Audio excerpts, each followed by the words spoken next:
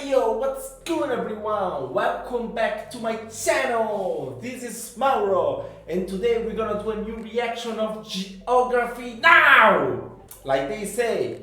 Okay guys, if you have watched the San Marino episode, I said something stupid like, I don't know. I just said like, they were talking about Monaco and I said, what kind of history there could be about this country? Like, everyone knows that country because many rich people goes there to not pay taxes.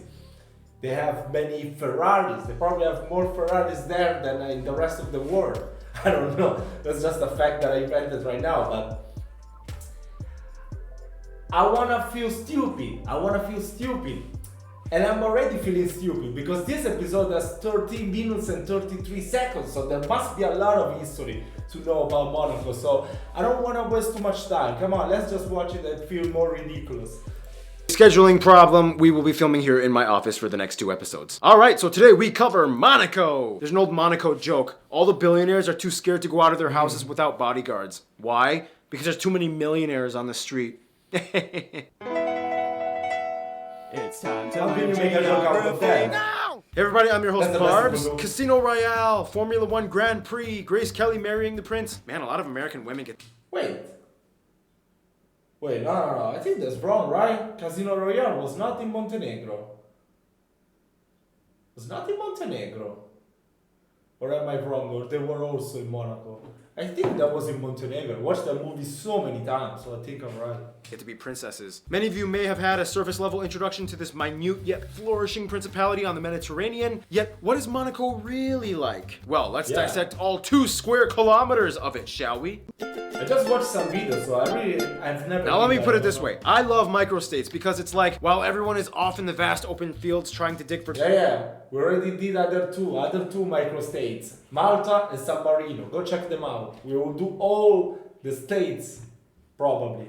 If I can. Let's try. Gold, you find this one small little shack making tons of money because they're the ones selling all the shovels. First of all, Monaco is a micro city state located in Western Europe, nuzzled all around by France with a 4-kilometer coast along the Mediterranean. You can literally walk across the entire nation in less than an hour. Oh, and the country is shaped like a praying giraffe. Monaco is only about 2 square kilometers in area, making it the 2nd smallest country in the world after the Vatican. You can literally fit the entire country inside Central Park in New York City and still have some space left over. The country is divided into 10 wards, including a new one created from reclaimed land called... Yeah, but it's like many rich people, they have the residence there, but I think not many of them lives there, so probably there's gonna be a lot of empty houses and not that many people. The entire country in itself acts as its own capital. However, the government of 24 council members meets at the National Council building twice a year to discuss budget, whereas the prince and his family live in the prince's palace just a few blocks away. Wait, but if it's so small, can you fly there? Why, thank you for asking that question that I wrote on the teleprompter, Ken. Technically, no. The country has no airports, obviously. I mean, some airports have runways that are longer the entire length of Monaco. However, the closest international airport would be France's Nice-Côte d'Azur International, only about 5 miles away to the west. I really want to go there someday.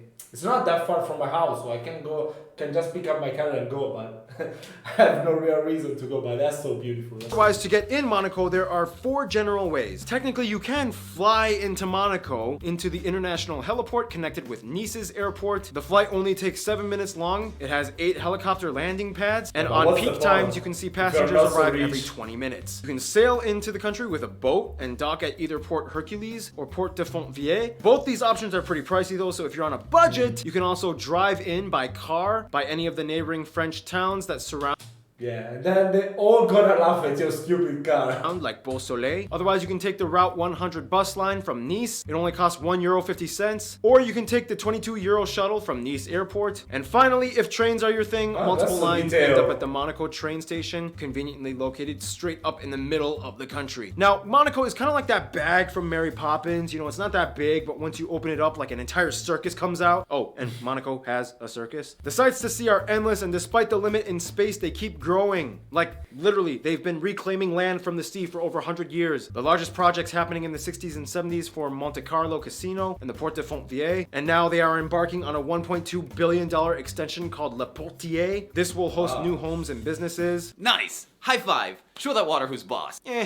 Cute. And speaking of high prices, as of right now, Monaco has the world's highest real estate value on the market with over $45,000 per square, wait for it, meter. Wait, you're telling me that a square... So wait one second.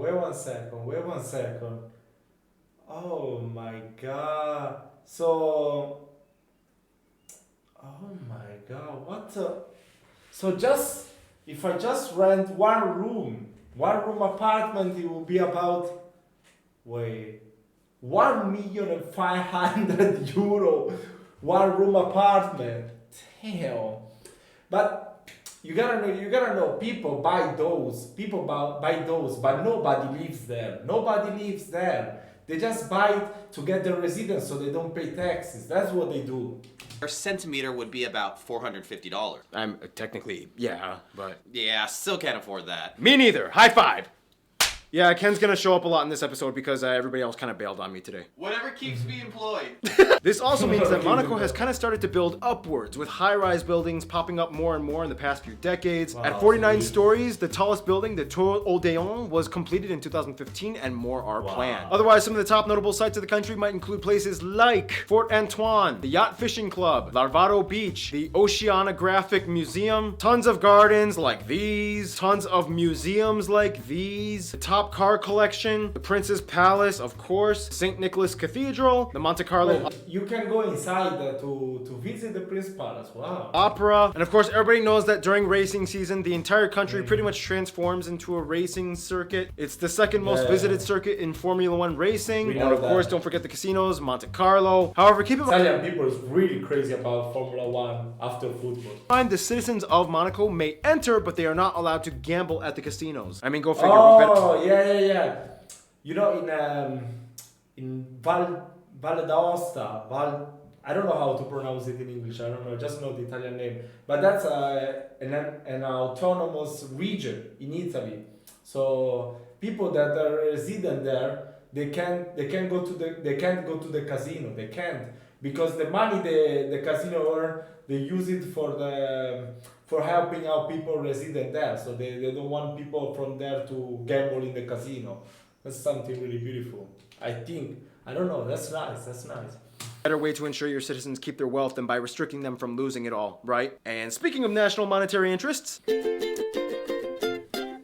now this is going to be pretty interesting because you would think Monaco is so small, how on earth could they have any natural resources or landscape? Well, they kind of do and don't. First of all, the country is located on the eastern portion of the larger French Riviera region, or the Côte d'Azur, a hilly river concentrated Yeah, probably next I'm gonna do France. That's a really beautiful country. area in the south of France next to the Mediterranean, right at the beginning of the larger Alps mountain range. The temperature is generally enjoyable year-round with mild, wet winters and pleasant, warm summers. The highest point can be found at the Chemin de Revoir on the French border, which is basically just the side of a hill that extends further up into France, and this building with a nice pool basically sits on top of it, I guess. Alright, triple shot of espresso break. Usually is the part where Noah comes in and explains things, but he literally texted me and said he had a car accident, he won't be able to make it, so I guess I kind of have to do this. Wait, can I do it? No. But you told me I could be the islands guy. Monaco is not an island, Ken. Yeah, but Micronesia was an island, and I didn't do any of that. The country doesn't have any rivers, and although there are a ton of pools, there are no natural lakes. However, the country's main water source comes from 6 natural underground springs. The nation has virtually no natural resources other than fish off the sea, and there's almost no commercial agriculture. Almost, because this lady is the only fruit and vegetable gardener in the entire nation, as she cultivates 1,400 square meters in the country at the foot of Odeon Tower. Speaking of which, food. Most people in Monaco would tell you barbajoine, a sort of fried ravioli dish, and saka, a fried chickpea crepe, are definitely national favorites. There's also fougasse, the largest one in the world, served at Prince Albert's wedding back in 2011. Otherwise, it's funny because Monaco's economy is entirely based off of the business and service sector. Foreign businesses account for about 3/4 of the entire nation's registry. Why so many? Because they're a tax haven like so many other microstates? Because they're a tax haven like so many other microstates. Monaco has no income tax, property tax, or capital gain tax, which allows people to keep that. all of their earnings. And business taxes are generally very low, which entices a lot of tycoons. They do, however, have to pay 19.6% value added tax on goods and services though. And obviously everything has to be imported. If you're a French Monegasque citizen, it's a little different. It kind of goes like this. Hey, your French citizens are making quite a bit of money. Yeah, I know, right? Great people. Yeah, but you know, to avoid tax evasion, if they make a quarter of their revenue outside of your country, then I get to keep some of their taxes. Isn't that gonna complicate things more? Need I remind you whose army protects you? Only if they haven't resided in Monaco for over 5 years. Deal. Just work in the UK for less than 90 days as a non-resident and then come back. And that's how the investigations led by the Council of Europe started back in the early 2000s. Plus some money laundering suspicions, yada yada, go figure. Anyway, in addition, the tourism industry accounts for about 15% of the country's annual revenue. Financial services, banking, and tech account for the majority of the rest of their GDP, as well as unclassified transactions. In a nutshell, it means that with such limitations, yet high monetary yields, Monaco has an interesting way of handling things to keep themselves afloat. Let's discuss that in... Thank you, Ken. That actually was okay. It didn't suck. All right. Get back to the camera. All right, just for the record, people from Monaco are called Monegasque. Technically, a non-native resident is called a Monacan, but almost nobody uses that term. Anyway, the country has about 38,000 people and is the most densely populated sovereign state in the world at over 19,000 people per square kilometer. The country is quite diverse, with the largest demographic actually being French at about 28%. Then the native Monegasques make up about 22%. Next up are the Italians at about 18%, and the rest are made up of mostly other European groups like Brits, Germans, Belgians, and even a small American community as well. They use the euro as their currency, they use the Type C plug outlet, and they drive on the right side of the road, especially during those Formula 1 races. Now, although most of the country speaks French, English, or Italian, or all three, technically the native language is Monegasque, which sounds kind of like a mix between French and the... Wow, I didn't know there was an official language, Monegasque. Wow, let's hope he's gonna talk about that. Genoese dialect of Italian. With fewer than 10,000 speakers, it almost went extinct. However, it was reintroduced in schools for ages 8 to 12, and today you can... Wait, so it's kind of like Ligure accent, right? Because that's the Italian region next to Monaco. I think it's like that. I can't quite understand that one. If you want to listen to a great Italian artist singing that language, or dialect, how you want to call it, his name is Fabrizio De André. He was one of the best. You can see signs posted in both French and Monegasque. It has a few extra letters you don't find in French or Italian, and it sounds kind of interesting. For example, bonjour becomes buongiorno, bonsoir, buonasera, au revoir is a se rivede, monsieur is monsieur, madame, madama, stuff like that. In terms of government, Monaco is a principality ruled by Prince Albert II as head of state, heir to the Grimaldi family, one of the oldest in Europe that go back to the 13th century. The interesting thing though is that by law, if there are no heirs to the Monegasque throne, the rule would pass to France. In addition, France also appoints their minister of state with consultation to the prince, and yeah, that's just kind of how they run their country. Now let's address the obvious. Yes, as a premier luxury destination, Monaco is known for being quite wealthy, disputably the first or second richest nation in the world depending on how you look at the numbers, with over $163,000 GDP per capita in 2018. About 1 in 3 residents of Monaco is a millionaire. How did it become this way? Well, there are many theories, but generally many might attribute it to Prince Rainier III, who kind of developed an image of luxury through a single company taking care of all the hotels. It was called the Société des Bains de Mer. This drew in tons of people, and since then the country has always kind of been on an upward financial slope. It's interesting though, because a lot of people, especially the wealthy, want to live in Monaco. However, there's kind of like a process. It kind of goes like this. I want to become a citizen. What do I do? Simple. All you have to do is follow these steps. Buy property. Remember, $45,000 per square meter. Open up an account with over €500,000. I think it's kind of similar like now the Gibraltar has become a state, right? If I'm not wrong. Oh, do they have the Gibraltar explanation? Have a job or open up a business in Monaco, have no criminal record, and pass a state-run interview. After this, you get a residency permit, renewable after every 3 years, but after 10 years, if you have lived at least 5 years as a resident in Monaco, you can apply for citizenship. But just remember, it all depends on whether or not the prince approves of you. Sweet, I did all of those things. Can I be a citizen now? Your paper seems in order. Yeah, looks good to me. Yes! Nah, the prince is cool. He'd probably just laugh it off. The people love him. Otherwise, culturally speaking, under Article 9 of the Constitution, Monaco's official religion is Catholic. However, freedom of religion is offered to all residents. There are events going on like literally every month of the year. You have things like the Princess of Hanover Rose Ball in March, the International Marathon in November, Tennis Masters Series in April, the Prince's Palace concert in July, and of course the famous Grand Prix in May. Oh, and they have a soccer/football team. They're pretty good. They're pretty good. Mbappe came from there. Many good players came from that team. Play in the French league. They have 7 championship titles. Nice. But otherwise, yeah, history time. In the quickest way I can put it, the Greeks call it Monoikos, Saracens, Ligurians, Genoan territory, Holy Roman Empire alliance. This dude took a fortress by disguising himself and his soldiers as monks. Independence from Genoa, Spanish protectorate, French protectorate, railroad built in 1860, first casino built. They realized tourism was like a really good thing that could help them. The Grand Prix starts, new land reclamation projects. Prince marries Grace Kelly, an American. Money, money, more money. And here we are today. Now, in terms of famous people, basically the royal family are the most famous ones. Prince Albert I, who did a number of cool things like exploring the world and building infrastructure. But there's also people like Formula 1. So then I wasn't that wrong when I said they don't have that much of history. Like San Marino is such a small country, maybe just a bit bigger than Monaco, but they had lots of history. This one compared does not have that much history. Racers, their singer Leo Ferrer, Julien Médecin, the only Olympic medal winner. However, back in the day, design for town planning was an Olympic event and they kind of stopped it. There's also Princess Grace Kelly, who was an American actress, which means the current prince is half American. But more than that, non-Monegasque residents that have homes in Monaco are probably like, they take more of the spotlight. People like Bono, Sir Roger Moore, Novak Djokovic, Ringo Starr, Brazilian billionaire Lily Safra, and of course, way too many Formula 1 racers. And speaking of non-native people, let's find out how they make friends with the outside world, shall we?